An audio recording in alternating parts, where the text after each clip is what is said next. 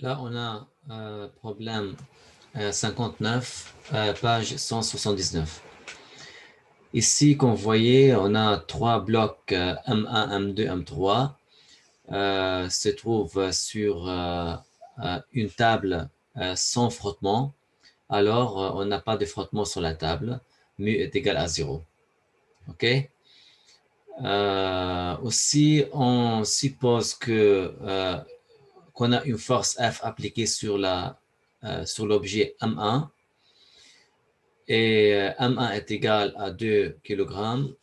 OK, on peut mettre ici toutes les données.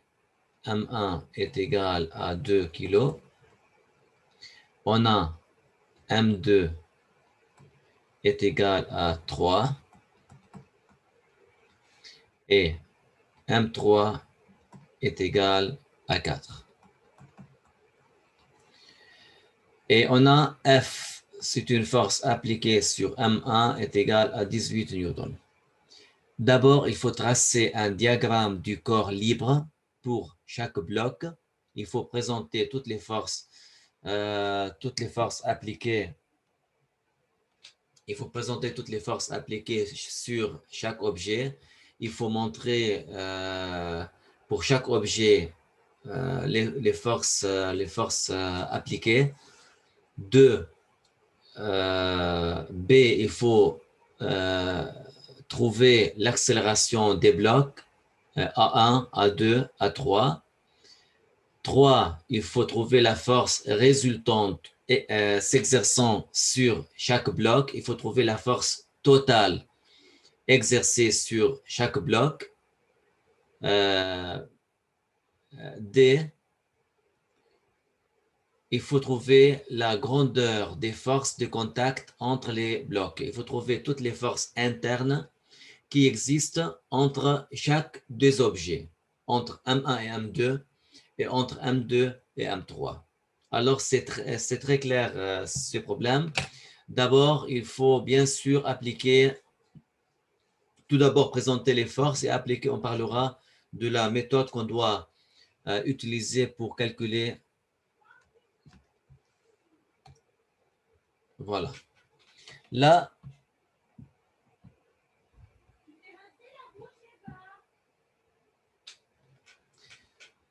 on a une force. Il faut présenter toutes les forces appliquées sur chacun. Tout d'abord, on a le poids de chaque objet. Ici, OK, on va utiliser le bleu pour M1. Alors, ici, on a M1. Là, on a la force de réaction exercée par le plan sur M1. Voilà. Ici, on a F. Le sens des mouvements doit être à droite. C'est le sens positif. On a A égale à X, on n'a pas à Y. Et qu'est-ce qu'on a ici encore? Là, on a M1 fois G. Et là, on a un A. Alors, F va pousser M1. Et M1 pousse M2. D'après la loi de Newton, la troisième loi de Newton, on a l'action et réaction. Alors, si M1 pousse M2, alors M2 va faire la réaction contre M1 avec une force égale. On a la même force entre M1 et M2 et M2 et M1. C'est la force action et réaction, mais le sens opposé. Mais en valeur, elles ont la même valeur. Alors, ici, on peut choisir autre couleur rouge. On a ici M1 va pousser M2 à droite. Et par contre, M2 va pousser M1 à gauche. Alors, ici, on a la force exercée par 1 sur 2 et la force de réaction F de 1. On peut écrire ici que F1,2 comme module est égal à F de 1. OK? Là, alors, les couleurs, là, on a les bleus N1, F de 1 appliqué sur M1 et M1G et F. Si on a du frottement, il faut ajouter ici la force de frottement, mais on n'a pas. OK, on vient avec le rouge. Qu'est-ce qu'on a ici? On a le poids de M2, on a la force de réaction N2, et N2 va pousser M3 avec F de 3, et 3 va faire une force de réaction contre M2. Alors, ici, on choisit la couleur verte dirigée par 2 sur 3 et on a ici la force de réaction sur M2. Alors là, on a F3, 2 et là, on a F2, 3. OK? Pour comprendre bien ça, vous savez bien, pour chaque action, si on applique une force sur le mur va défendre avec la même force, la même grandeur, mais en sens opposé. M1 pousse M2, M2 va défendre avec F de 1. M2 va pousser F de 3 et M3 va se défendre par F3,2. Toujours en sens opposé, mais de la même valeur. Très bien. Et qu'est-ce qu'on a sur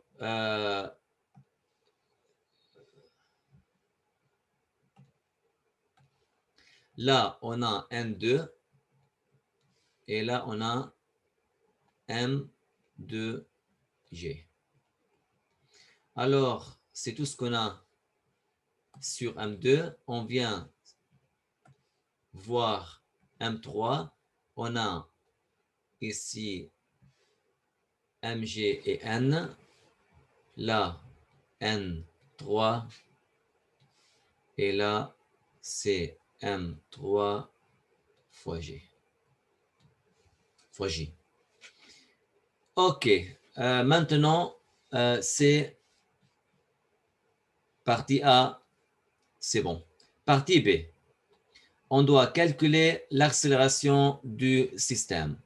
On voit bien ici que M1, M2 et M3, ils sont en contact, OK, direct.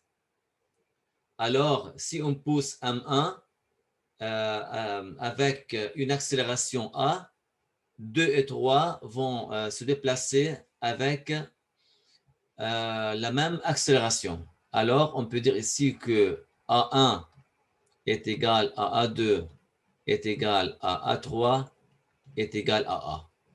OK? Pour calculer A, on a déjà parlé de ça.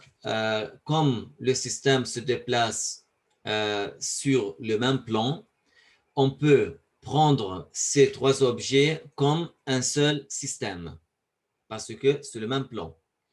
Alors, on peut dire ici que ces systèmes, comme celui-là, ici, on a l'objet du système total avec le poids total CMG. Là, on a mg total. Là, on a n total. Et qu'est-ce qu'on fait là? Ici, on a mg total. Et vous savez bien que m total est égal à m1 plus m2 plus m3. est égal à, on a ici 5, 9. On a 9 kilogrammes. OK? Là, on a N total appliqué et on a F. Aussi, on a F, c'est une force appliquée sur l'objet. Là, on a F. Attention ici. Ce qu'on a fait là, il faut éliminer toutes les forces internes qui se trouvent entre les objets. On voit bien ici que les forces internes, c'est F1, F2, F2, F1, qui se trouvent entre 1 et 2. Et entre 2 et 3, on a F3, 2 et F2, 3. Alors, il n'y a que ces 4 forces qui existent entre les objets. Mais toutes les forces externes, il faut ajouter. Comme vous voyez ici, on a F, on l'a déjà pris, et on a les poids M fois G, et on a les réactions N. Si on a du frottement, il faut ajouter la force de frottement. Alors, comme ici, comme il existe un grand bus, dedans il y a des gens, alors la relation entre les gens, la connexion entre les gens, ça ne nous intéresse pas parce que c'est tout noir, c'est tout, on ne voit pas l'interne du bus, mais par contre, il y a quelqu'un qui pousse le bus avec une force externe F. OK? Et tout ce qu'on voit, c'est le poids et la réaction N. Alors, on a la force, on a le poids et on a N. Mais on ne voit pas les forces internes entre les objets qui se trouvent dedans. Ici, on veut calculer A. Alors, A se trouve dans cette direction.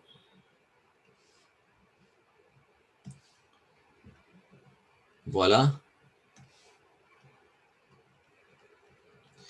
Qu'est-ce qu'on a ici? La sommation de F. On a N vers le haut.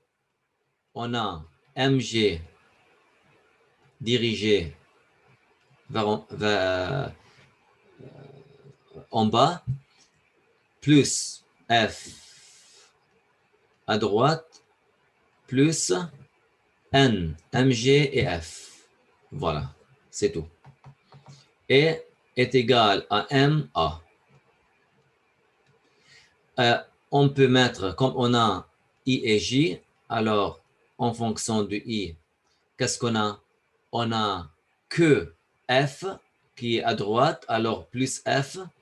Et en fonction du J, on a MG, on a F, pardon, on a N vers le haut et on a MG vers en bas, vers le bas. Et après, on a J est égal à M. A se trouve dans le sens de X.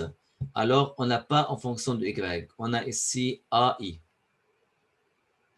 OK? Plus 0J. Très bien.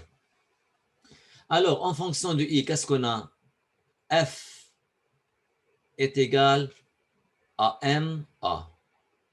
On peut calculer A est égal à F 18 divisé par la grande masse est égale à 9. Alors, on aura 2 mètres par seconde au carré.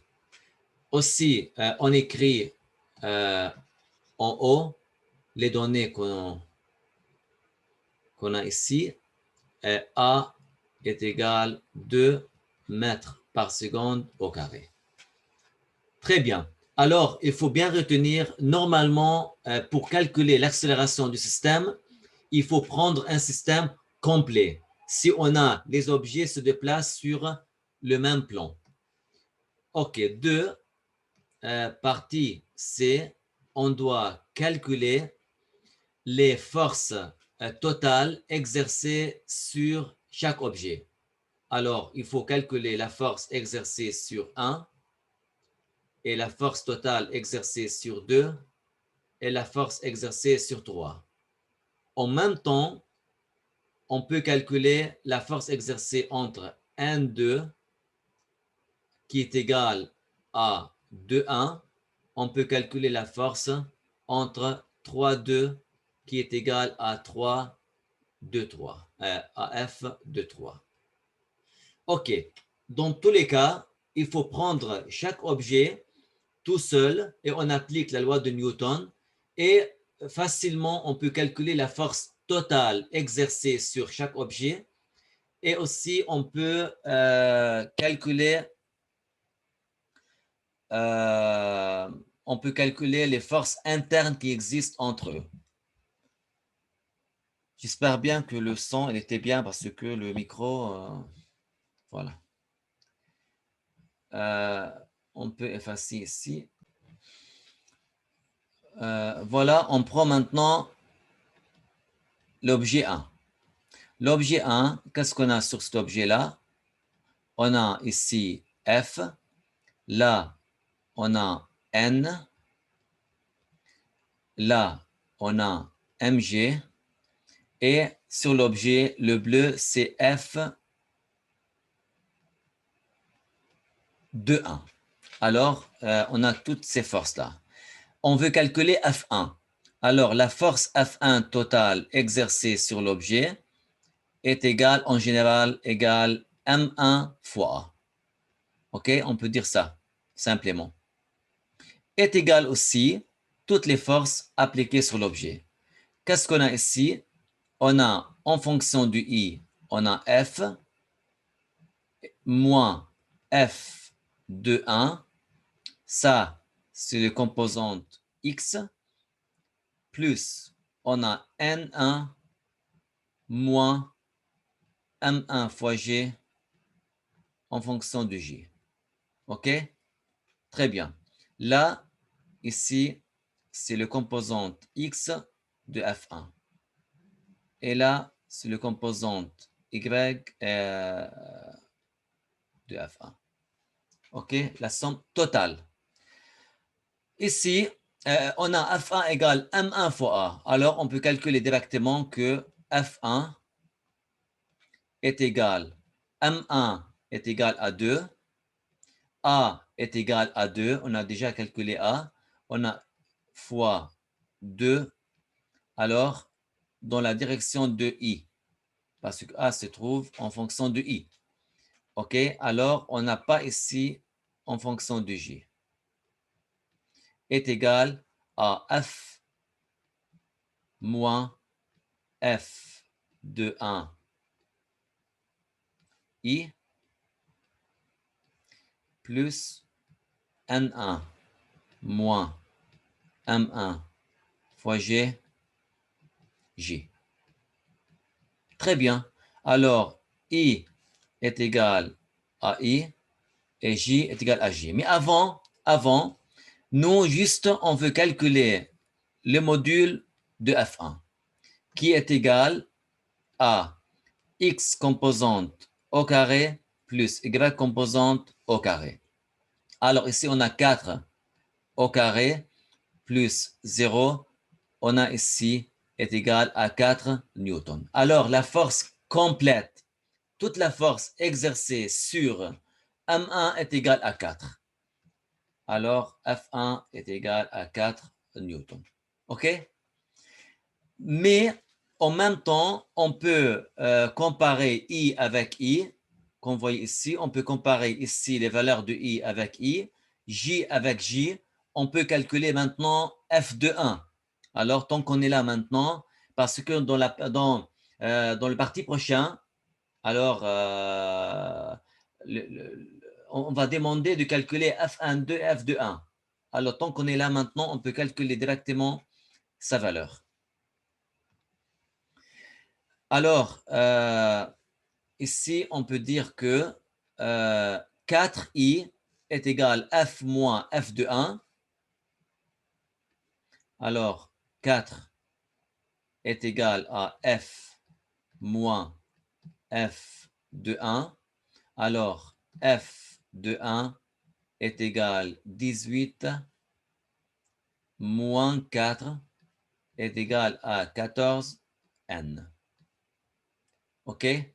Alors, F, là, F de 1 égale Fn2 égale 14 newtons. OK. Et aussi, N1 moins M1G égale 0. Alors, N1 égale MG. C'est normal. On applique la même méthode sur l'objet 2. Sur l'objet 2, on veut calculer toutes les forces exercées sur M2. OK?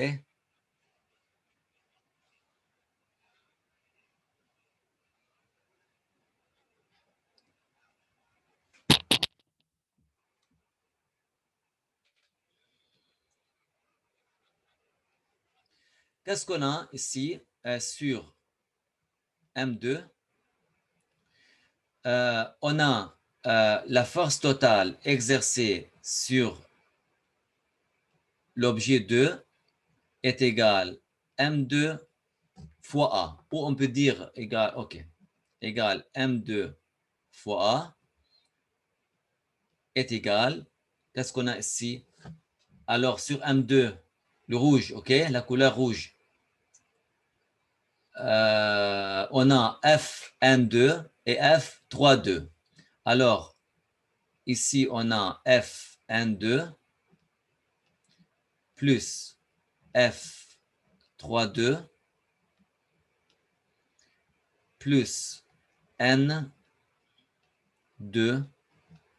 plus M2 fois G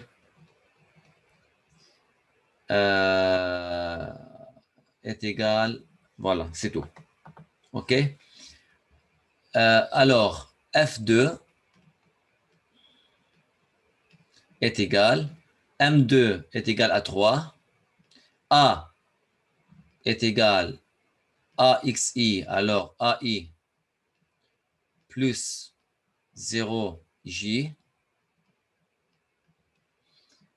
est égal à Fn2, c'est à droite, alors Fn2, F32, c'est à gauche. Tout ça en fonction de I, plus en fonction du J, on a N2 moins M2 G en fonction de G. Alors ici, on prend I. OK, là, on peut calculer directement F2 et après, on prend I avec I et J avec J. Ici, on peut directement dire F2 comme module est égal racine x composante égale 3 fois A égale 3 fois A, 3 fois 2 au carré. OK? Parce que là, si on voit bien, ça c'est f de x, f de y. OK? Égale 3 égale 6 au carré. Plus 0 au carré. On aura ici 6 newtons. Alors, la force totale appliquée sur 2 est égale 6 newtons comme module. Et là, on veut bien calculer F32. I est égal I. On peut dire ici 3A est égal à Fn2 moins F32. Alors, F32 est égal à Fn2, 14, moins 3A, ça fait 6. On aura 8 newtons. Alors, on ajoute ici que F32 égale F2, 3 égale 8 newtons. OK, c'est très clair. Maintenant, on a calculé toute la force appliquée sur M2 et on a calculé les deux forces internes parce que dans la partie D, on va demander les forces internes. Alors, on a déjà calculé les forces internes qui existent entre les objets. Maintenant, on applique sur l'objet 3 pour calculer toutes les forces exercées sur M3.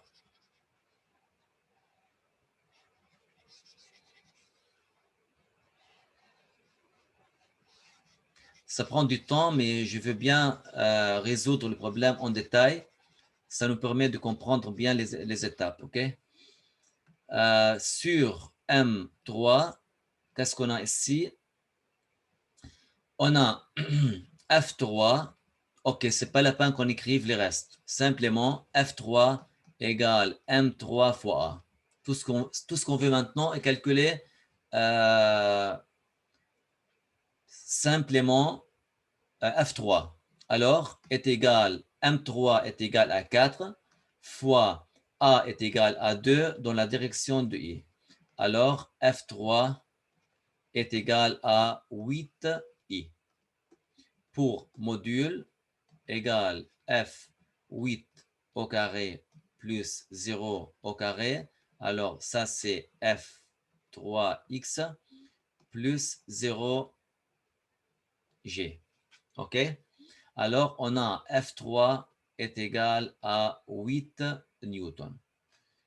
C'est bon. Ici, on a F3 égale 8 newtons. Alors, on a bien fait tous les calculs, tout ce qu'il faut à propos de toutes les forces exercées sur chaque objet et toutes les forces internes qui existent entre les objets. OK? C'est tout.